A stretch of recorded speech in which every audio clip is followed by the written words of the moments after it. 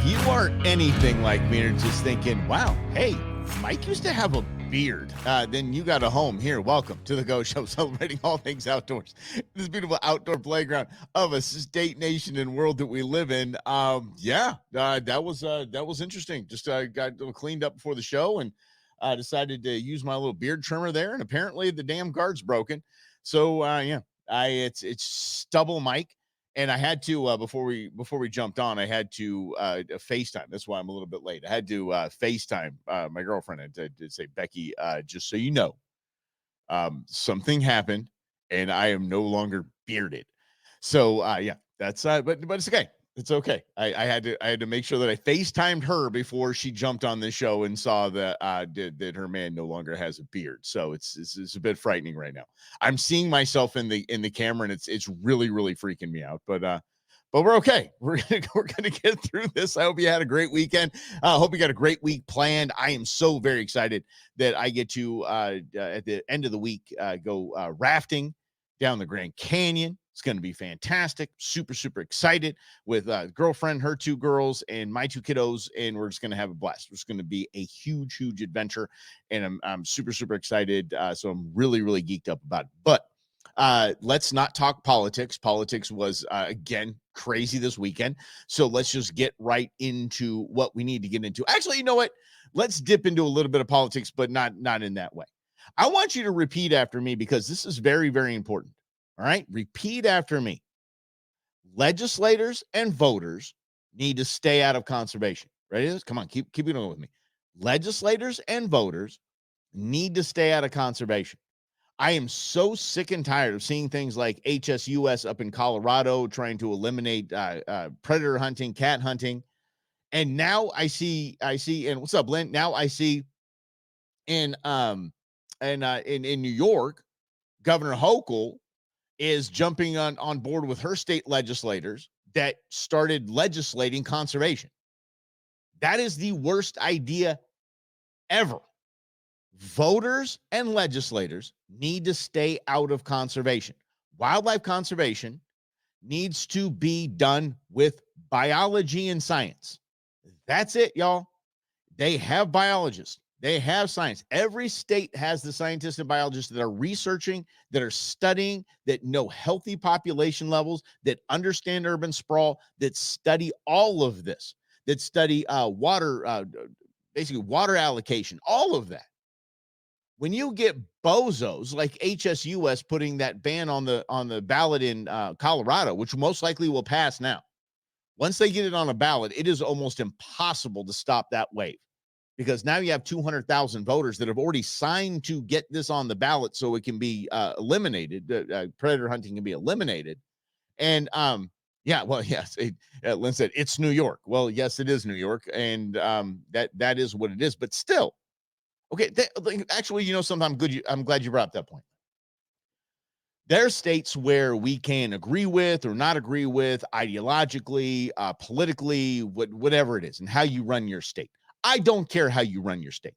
Run your state. California has been run into the ground, but thank God they have an amazing game and fish department. I think they call it the California Department of Conservation or Wildlife Conservation. They have a solid group there that is at least keeping things balanced when it comes to their population expansion, when it comes to their farmland, when it comes to that. But think about this, California. I remember, I forget how many tens of thousands of runoff water. That's water that's used for, I don't know, drinking, bathing, citizens, is diverted to the ocean to save this little tiny minnow called the Delta smelt. And it's hundreds and millions of gallons of water every single year that's just run right into the ocean because they can't overflood certain things. But that was done through legislation. It wasn't done through their Department of Conservation.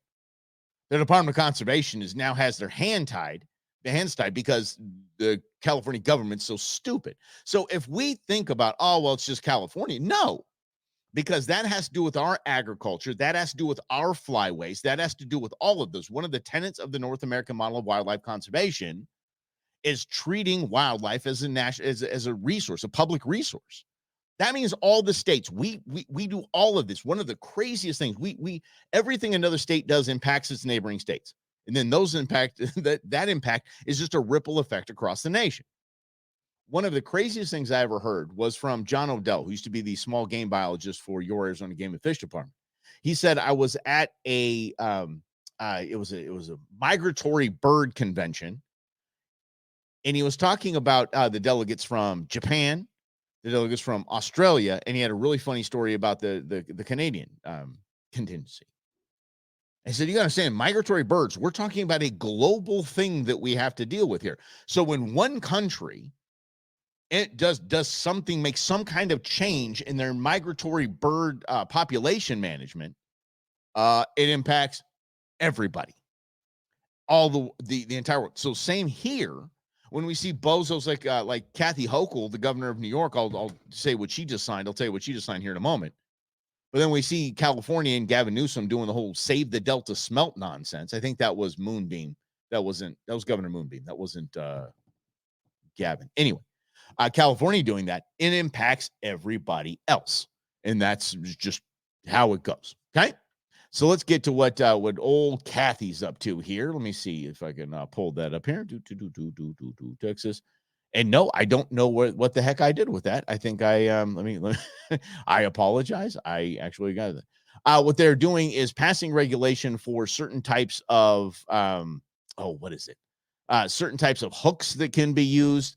They're now they can now govern in the state of Arizona what they allocate for hunting and fishing permits. I'll say that again. They now have to let the legislature allocate how many hunting and fishing permits or tags or bag limits. That now goes to the governor and to the state legislators. Why? You're not you are not the expert on this in any way, shape, fashion, or form. You aren't you do not understand. Let me put it this way: a governor's office and state legislators and state senators do not have representatives and senators do not have scientists and biologists on their teams. They have campaign people.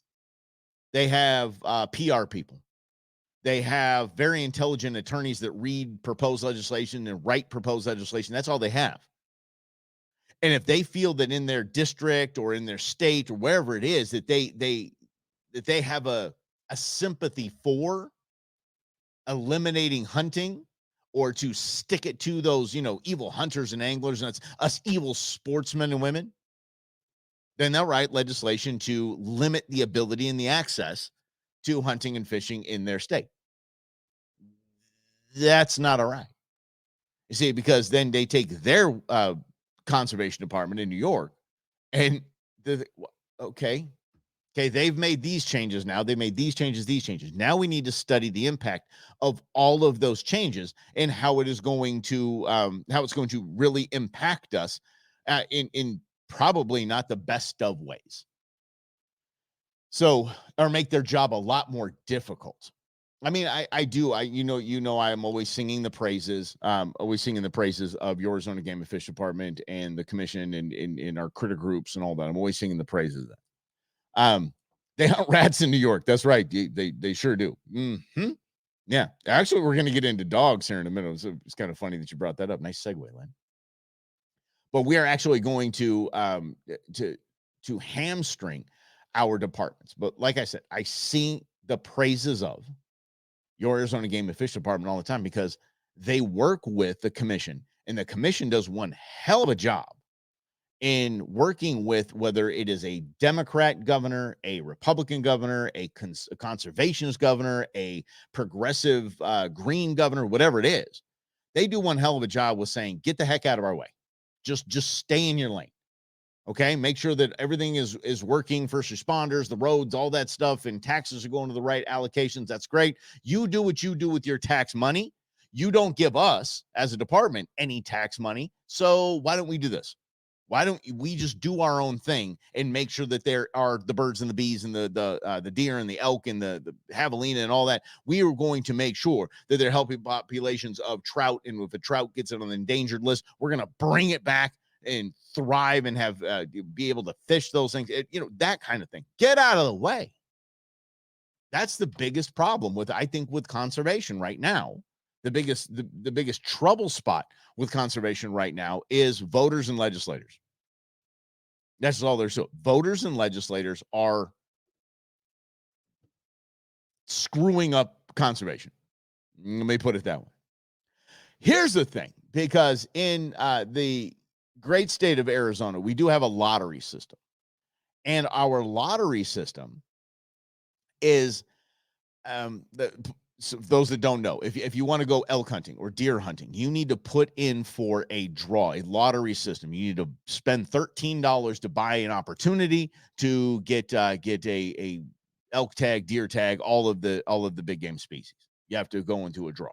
There are some over the counter tags, but for the most part, it's a lottery system. There is not a lot of faith and confidence in that lottery system. I'm not surprising anybody who's a sportsman that's listening right now. There's not a lot of faith in Arizona's lottery system because everyone thinks there's shenanigans. Oh, they give all the tags to the out-of-staters for the money because an out-of-state tag costs more than an in-state tag. And no, this is, I'm sure everybody at Game and Fish gets their run of the tags. Not even close. I mean, I can attest to that. I've talked to directors, commissioners that say, I didn't get drawn. The director and the commissioner should get drawn. I'm just saying, if you're going to volunteer 5 years of your life as a commissioner for your Arizona Game and Fish Department, that a few tags should be involved. You're welcome, commissioners. I will advocate for that. I will advocate for that all day. But what if, with all of the shenanigans and the draw elves and all that, and the little the pixies that screw up the whole system, what if thousands of tags were issued by mistake? Oh, it happened. I cannot believe this. This is the craziest thing I've seen in a long time. You have probably heard over the last few days the Microsoft outage, the CrowdStrike outage that hurt flights. I think something over 4,000 flights around the country were canceled, not delayed, canceled because of a big giant software update outage. You go get surprising. It's Microsoft. Yeah. How about this? Software glitch wrongly awards tags to 738 hunters in Washington state. More than 1,400 special hunt applicants were affected. Some drew tags they shouldn't have, while others lost out on tags that they should have drawn. And then what do you do at that point? Talk about a complete nightmare. Again, I don't believe in a lot of things that Washington State does. They're going to get what they deserve. They're going the way of California, so is Oregon, the entire Western whatever. But I don't envy any game and fish department in a state like this that is pretty much all about thumbing their nose at the North American Wildlife Conservation and just doing what they please. And New York is in there as well. But then this happens. After all the looniness, this happens. A software glitch awards tags to 738 hunters. 1,400 applicants were affected. Again, some getting tags that they shouldn't have gotten, and then others getting not getting tags that they should have gotten. Where do you start? Where do you start? Because here's the deal. You send me a tag, that's my tag. That's my tag. You will have to come to my door and physically remove said tag from my hands because I got a tag. And because if you call me, and people that know me will attest to this, if your number's not in my phone, I don't answer the phone. I don't answer my phone numbers I don't know. I mean, usually I'll get a 480-602. I'll figure that might be a doctor or something like that. I don't know. But I mean, for the most part, if your Arizona Game and Fish Department called me, I wouldn't pick it up because I wouldn't know the number. And these people have to call 1,400 people and say, you're one of the 738 tags that we shouldn't have given. And then there's another, basically I would get all of those out of the way if I'm calling these people and then save the rest of them, the other 700, and say, hey, guess what? You didn't get drawn, but you really did. So we're going to send you a tag. But what do you do now? Because there's no way in hell you're going to get hold of 738 hunters. They think they got tags. They're right. They're ready to go. They're going to go out there. So what do you do from a conservation level, from a management level?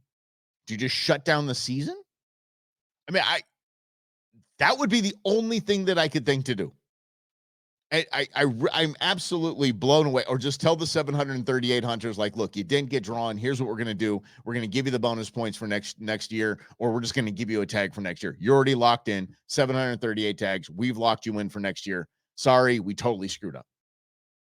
But the problem is that that's what common sense tells us, right? Yeah, common sense tells us that's the best thing to do. But we're dealing with government.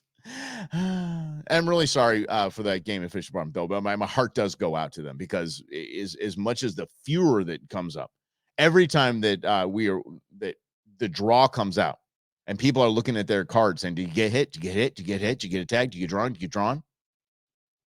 Then you say, no. And it's like, oh, those damn Game and Fish guys. Yeah, the torches and pitchforks. Let's go get them. Just that alone, when you're doing it right and it's on the up and up. When we're doing it right and it's on the up and up, everything is difficult enough, even when you're doing it right, like Arizona's Game and Fish Department. And then poor Washington, they've probably done it right this whole time. And then boom, there's a computer glitch that just throws a whole wrench in the system. Just hey, Washington Game and Fish, give me a call. Like, I might be able to help you through this. I want to call the people that didn't get drawn, but I get to tell them they got drawn. See, that's the way I like it.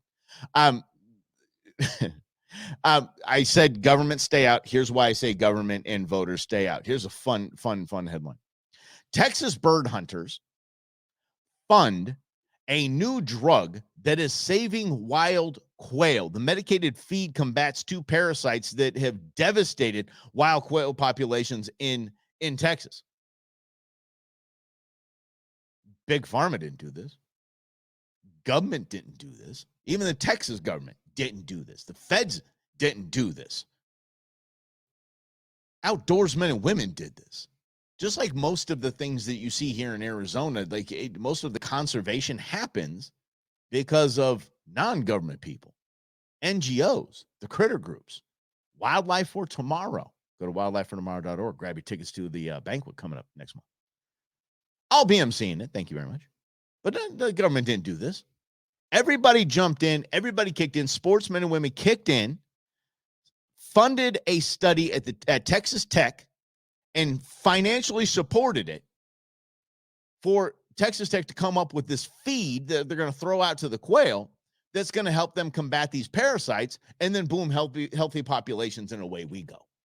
Texas Tech working with Texas Department of Conservation to make sure that, these are the places that you're going to put this stuff. This is where the parasites most likely happen. And by the way, these areas over here, we don't mind if the parasites happen, because again, we're trying to manage populations. Do this, and this. Private sector, how about that? University funded studies and in development, and then working with science and their conservation department. That's how it's done. That is how it's done. And I love positive press like this, because this is something we should celebrate. I remember, and I don't even know if it went down. I guess I should probably ask Scooter from the Arizona Fishing Guides.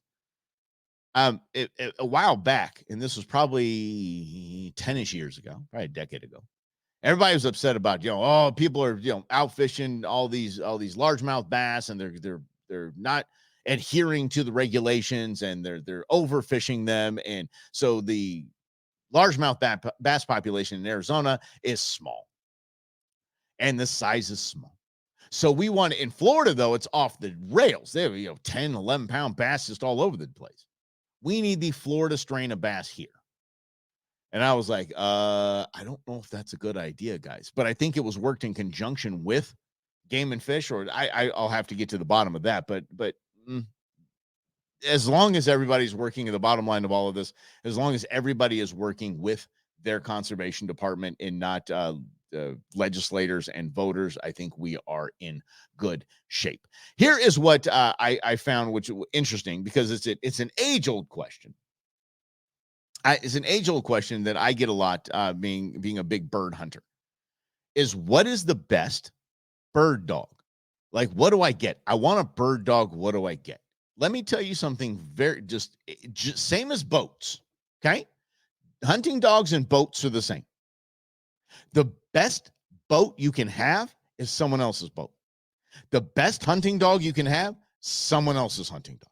I'm not kidding. And there are several reasons for this. And it's interesting to me that there are so many sporting dogs, so many brands, so to speak, um, of hunting dogs that it depends. It's like going to a car dealership and saying, "Hey, how much does a car cost?" Okay, well, what are you going to do with this car? What kind of car do you want? Yeah, that's the same with hunting dogs. What kind of hunting are you going to do? Okay, are you gonna hunt big game? What are you prepared to do? And I think that's probably the biggest question that I have for anyone who says they want to get a hunting dog. What are you prepared to do with this dog? Because this is, well, I don't know about pickups, Jim. Jim put in he put in boats pickups, and no. I actually saw one of the best bumper stickers I said a few years ago. It said, "Yes, this is my truck. No, I will not help you move." That's setting boundaries. My girlfriend just got a truck. And I haven't told her that yet. She's going to have a lot of people say, "Hey, listen, I'm sorry, it's not a truck, it's a truck." Yeah, because it's a little thing. But people are still going to ask, "Hey, can you help me move?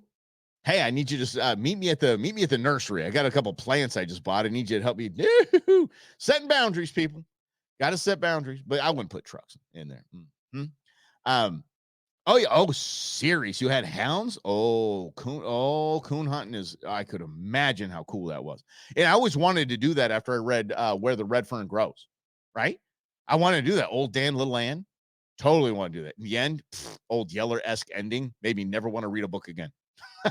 But I've always wanted to coon hunt. That would be so amazing, raccoon hunting with hounds, and just watch the hounds do what they do. They have technology in their collars, and maybe Jim, maybe this is maybe you're hunting before this kind of tech came out, because I think it's relatively new. The collars, the hunt collars, have GPS on them, and that's nothing new. Have GPS. What it will do in some cases, especially for raccoon hunting and cat hunting and bear hunting, what it does is it tells you which one of the dogs has their head up. And if they have their head up, that means they've treated an animal. I think that's so rad. That's amazing. Yeah, 60s to the 70s, but they didn't have that tech out there. Boy, but the game has changed. I mean, could you imagine that? And I think Jim will agree with me on this. What are you prepared to do with your dog was the question. Are you prepared to have two? Do you have a big yard? If you have a sporting dog, I'm telling you, you need to have two. They need to run their energy out. They need to keep each other in shape. They need to play with each other. They need to chase each other. They need to do all of that stuff. The second thing is, damn it, they need a job. They need a job.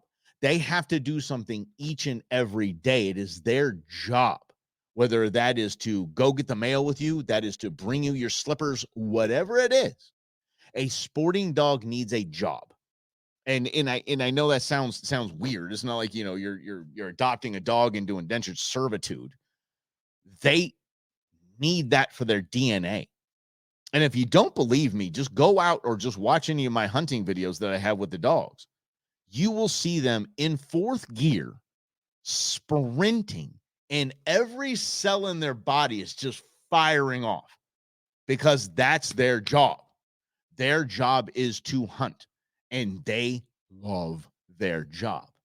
But if they aren't getting exercise every day, some sort of job or task every single day, whether it's in basically when you're not hunting every day, basically just it's throwing a ball or throwing a bumper out there to them that they can retrieve and bring. Like every single day, those dogs are not happy. Those dogs will not have a fulfilled life. It just leads to a lot of problems with the dogs. And another pro tip, by the way, this is a lot of breeders will back me on this. If you spay or neuter your dog too fast, too quickly before they hit puberty, that's where you get hip problems. Yeah, that's why a lot of dogs you'll see just have just it's hard for them to walk later in life because all of those hormones go to the hip and develop the hip muscles and hip tendon, all the tendons and the joints uh, for that time. So just you have to wait until they're like 3 or 4 years old to get them cut, so to speak. Mhm. How do you get rid of destructive ground squirrels? A wrist rocket or air gun. Lynn, if you ask me these kind of questions, those are the kinds of answers I'm going to give you right there. Yeah. I'm or a trap. I'm speaking again. I'm that kind of guy. One of the funniest things to me is that my grandfather, when he passed away, my grandmother said, "Hey, honey, do you want your grandfather's cat traps?" And I'm like, "What?" Yeah, cat traps. What in the world? I go, Grandma, no. Cat traps. Does Grandpa has cat traps? Yeah, he's got 3 of them. I'm like, what in the world? He's dead and gone now, so statute of limitations is fine. I'm like, no, I don't think I want the cat traps, Grandma. Thanks. And then my mom's over here laughing, and she's telling me about these cat trap stories. I'm like, oh my gosh. And he'd let them go. They had a collar on and stuff like that. He'd let them go. If it's a neighborhood cat, he'd let them go. But the strays, so to speak, yeah, not a that's just not a good. It's anyway, we'll move on that. But yes, that's the way to do that. But the dogs having maybe that's a dog. Maybe it's a dog deal right there. Go ahead and get the squirrels. Yeah, dachshunds, wiener dogs. Yeah, Jim, I'm glad you brought that up. Wiener dogs actually are hunting dogs. They were made to hunt. Actually, hunting dogs. Same with Shar-Peis. Like, there's these little foo-foo dogs that you're like, nope, that dog won't hunt. The dogs were bred to hunt. So I don't really know about that if you need multiple dachshunds. I don't know if you know about that. I don't know if I don't know if you need that because I don't know if they need a lot of exercise. Do they? I don't know much about dachshunds. So, but the little wiener dogs. But yeah, I think that they should. Yeah. Bred hunt rodents. That's right. They get in the little tube. It's a tube dog to go into the tube hole. Yeah, it seemed like it would fit. But they those are so Lynn, if you have a buddy that has a dachshund, just send him out there. Just see what he brings back, and that's it. So anyway, the dog needs a job, needs constant exercise, and in I'm telling you, if you have a friend that has a hunting dog, go hunting with that dog first. Talk to this person about the pros and cons of having a hunting dog or multiple hunting dogs because it's an investment. It's an investment in time, it's an investment in energy, and it's definitely an investment in finance because it's it's a lot of work. And hunting equipment is not cheap. You got the kennels, you got the collars, you got the right food. That a lot of hunting dog owners will have 2 or 3 different sets of food depending on what season it is. Like during bird season, it is like the most high energy, crazy. I mean, just load them up with energy kind of food. And if you're kind of squinting like this, going, really? That's it. That takes that. Yeah, it takes that kind of commitment and that kind of energy to have a sporting dog. So just go out with your buddy who has one, and then talk to that person, or just call a breeder. A breeder is really going to be honest with you. I highly recommend Julie down at Bear Paw Ranch. She will be straight up with you on what it takes to have a sporting dog because she actually has one of my old dogs, Jaster, who I've never seen a dog with more energy in my entire life. It was more than I can handle. But she is like his stud down there because it's got he's a savant when it comes to hunting. So she will be very straight with you, very honest with you. And yeah, actually, I think her website is honestdogbreeder.com. So if you have those kinds of things, and again, it's 197 million degrees outside right now. Please make sure your dogs are hydrated. Please make sure your dogs are staying off of trails right now, and just be really cognizant of that. Just remember constantly. It's like you going outside with a fur coat on in this heat. It's just absolutely it's crazy out there. So early morning workouts, and or I would just say that's really it. I mean, even nighttime right now is in the hundreds. So early morning workouts are fantastic, and just keep the dogs safe. You look at their tongues. If you can tell they're dehydrated, if their tongue is losing color, they're dehydrated. If their tongue is if they're breathing and the tongue starts to curl up at the end, that's a big indicator that it's time to get that dog a lot of water, but in small increments, so they don't chuck it up. How about that? Okay, yeah. So watch out for the doggies. That's what we do. Mm-hmm. And shaded pools, my man. I tell you what, there's nothing cooler than seeing a dog get in a pool and just that's what I don't know. And it helps them not stink as well. All right, y'all. Let's do this again tomorrow at 11 o'clock. And let's talk a little bit more about the dogs tomorrow, shall we? Let's talk a little bit more about the safety, dog safety, and the do's and the don'ts. So let's do that tomorrow right here on the Go Show, celebrating all things outdoors in this beautiful outdoor playground of a state, nation, and world that we live in. Have a great day, everybody. See you tomorrow, 11.